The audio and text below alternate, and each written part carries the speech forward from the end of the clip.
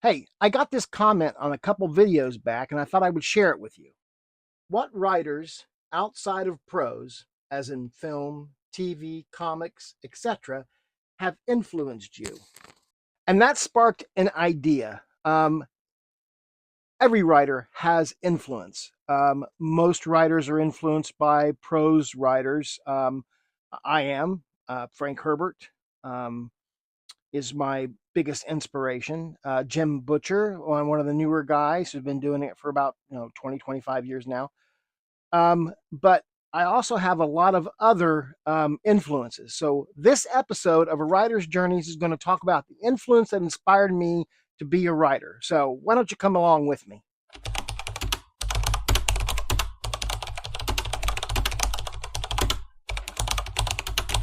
I have been a geek or a nerd or a dweeb, whatever they were called back in the day. That was me. I grew up loving comic books and science fiction and adventure, and either it be in movies or reading tons of comics or television shows. That's what inspired me to become a writer. It wasn't until I got a little older into high school that I started to read more prose books one after another, and that's what also influenced me to become a writer. But I'm a huge Spider-Man fan, and for those of you who may have been to my house and know what kind of comic book collection I have, and if you have not been here for about a year or so, it's grown even more. But I'm a huge Spider-Man fan. Ever since I discovered the character for the very first time in the late 1960s in the cartoons, and I've been immersing myself in Spider-Man ever since. But it wasn't just comic books; it was television series, it was um, movies, um, anything I could get my hands on that inspired me now today to do what I'm doing.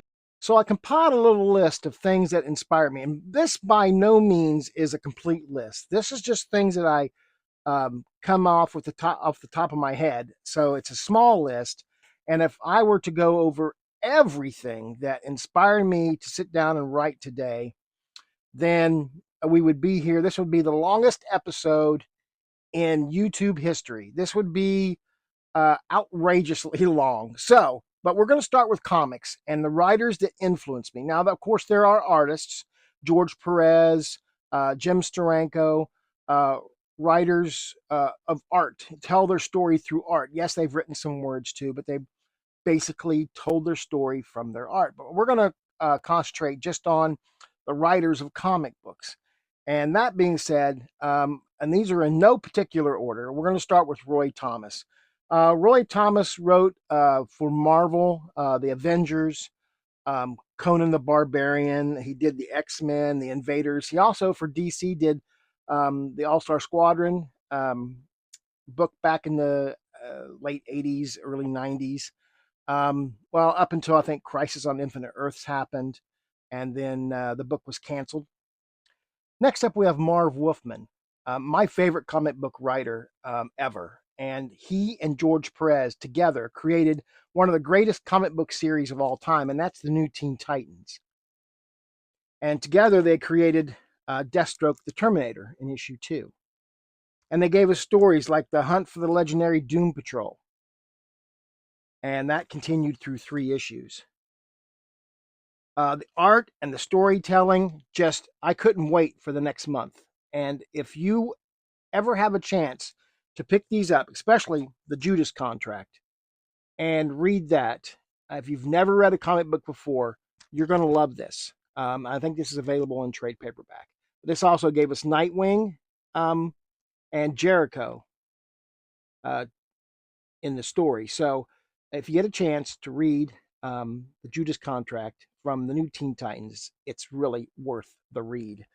Up next, we have Gary Conway. And Gary Conway wrote a lot of amazing Spider Man, um, including the death of Gwen Stacy. Um, and that is also another one of my favorites. You're going to see a lot on this list is my favorites. My favorite is this, my favorite is that.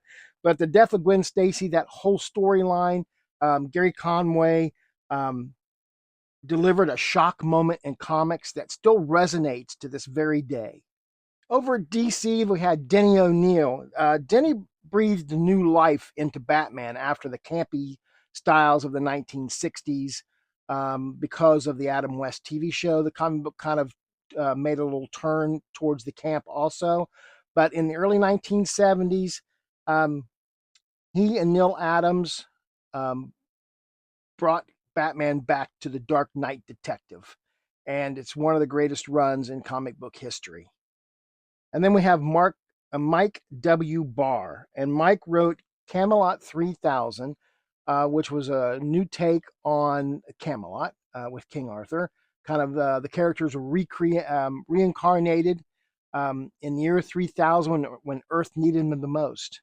And then he also read a lot of Detective Comics.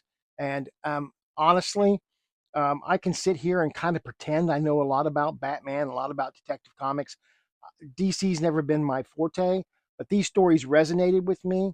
But I can't give you history and dates. That falls to other people. I have a buddy who can give you dates and issues and who did what and who inked it and who penciled it. And but I've always been more of the Marvel guy. Next, we're going to move on to television. Some writers in television that inspired me. Terry Nation, the creator of the Daleks and Doctor Who. He also created Blake Seven in the late 1970s for the BBC. And he's on my list at the very top because some of you may have heard the story where I did get a chance to meet Mr. Nation. And I had a chance to sit down and have dinner with him in Chicago in 1988.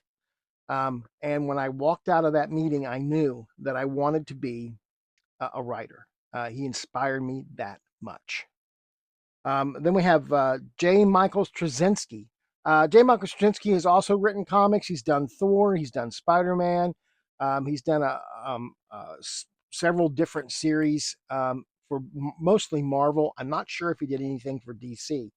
But he is most notable for creating Babylon 5 here in the United States, a science fiction drama epic opus.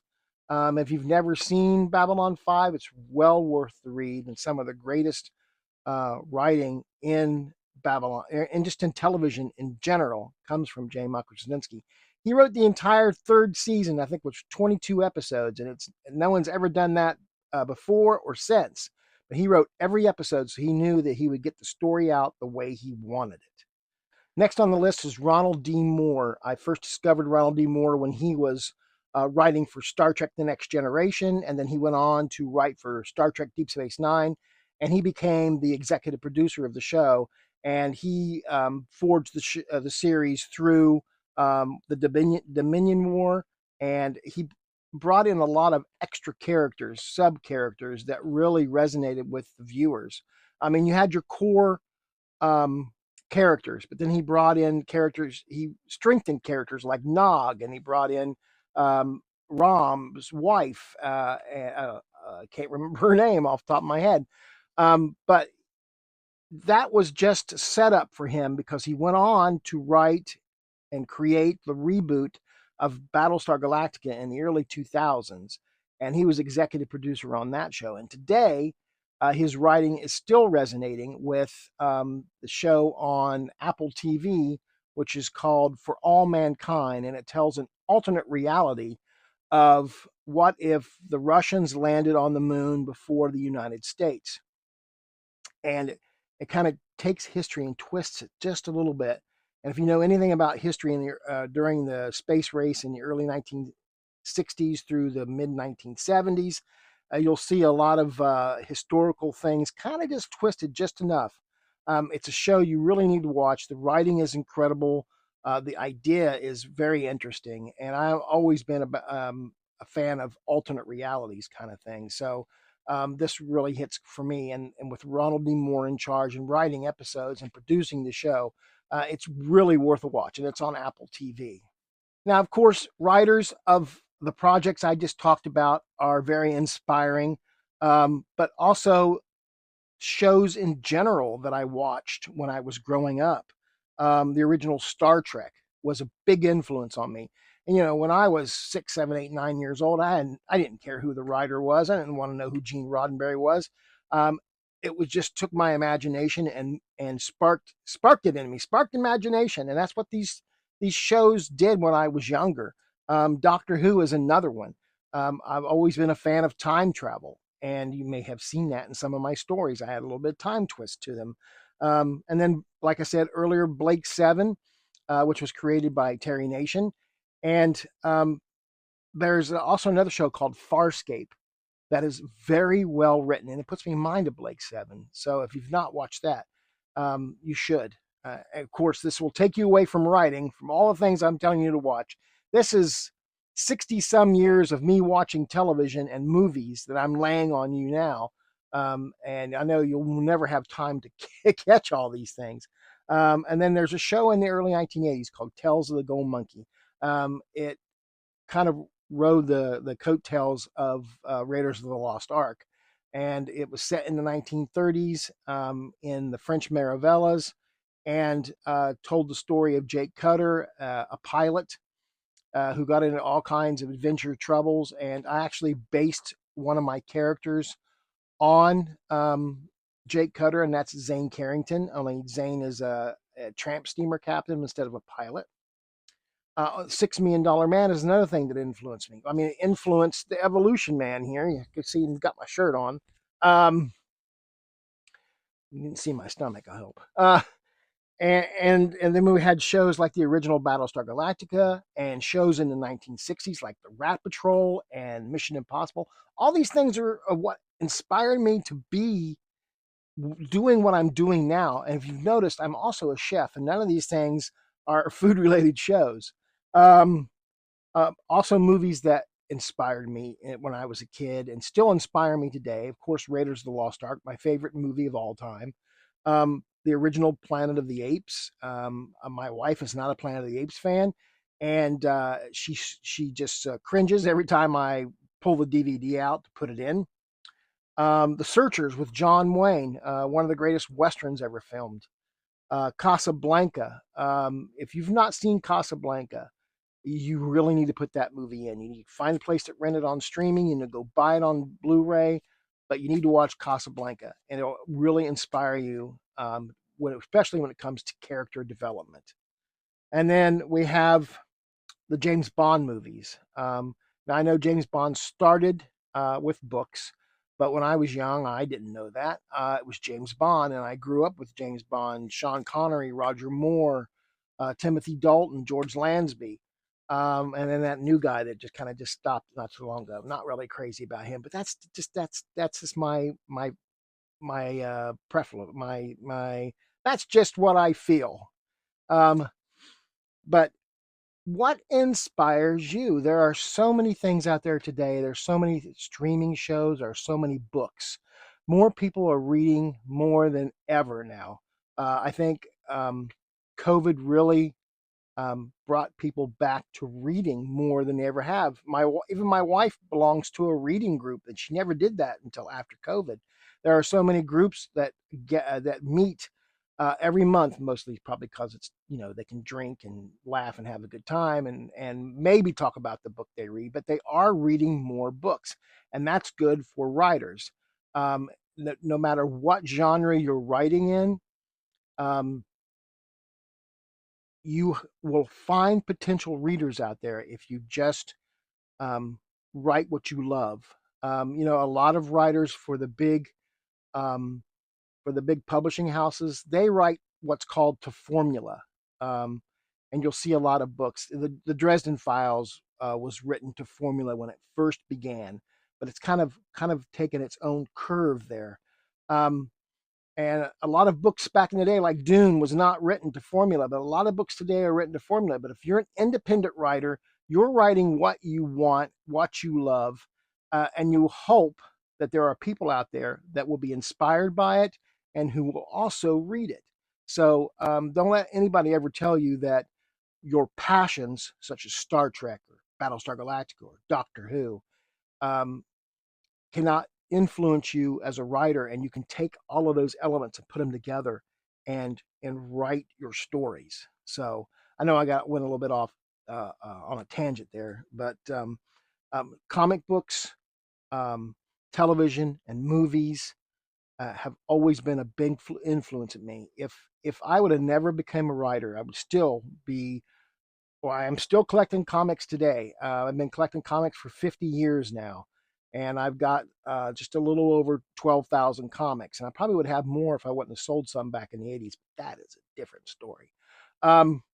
Guys, I hope you stayed around long enough to hear about all my ramblings in this episode. I really didn't have much of things written out because this is stuff that I'm passionate about and I can talk about and I love to talk about. And especially when it comes to reading, writing, television, movies, comics, just whatever you love, be passionate about it. Now, you're watching this episode on Sunday, which is the last day I'll be in Mars, Pennsylvania for Pulp Fest right here.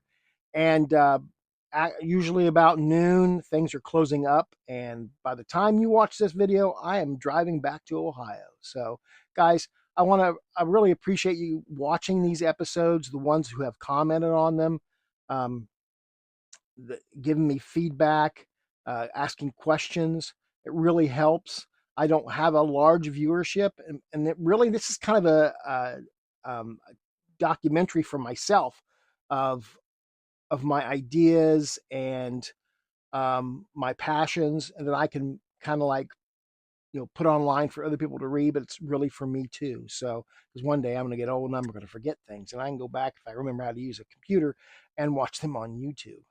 So guys, thanks for tuning into my show, and here is your moment of inspiration. If you're writing to become famous, stop. Do something else. If you're writing to make money, generally, stop. Do something else. If you're writing because it does something for you, maybe it's therapy. Maybe you have these things gnawing at you, these things upsetting you, or things just bouncing around your head that you need to get out. Great. Maybe it's because you love writing. I know many friends who just love writing. Great. Maybe there's another reason. But if the reason leads you to want to write long term, trying to bleed the stone every day is a great way to make that impossible.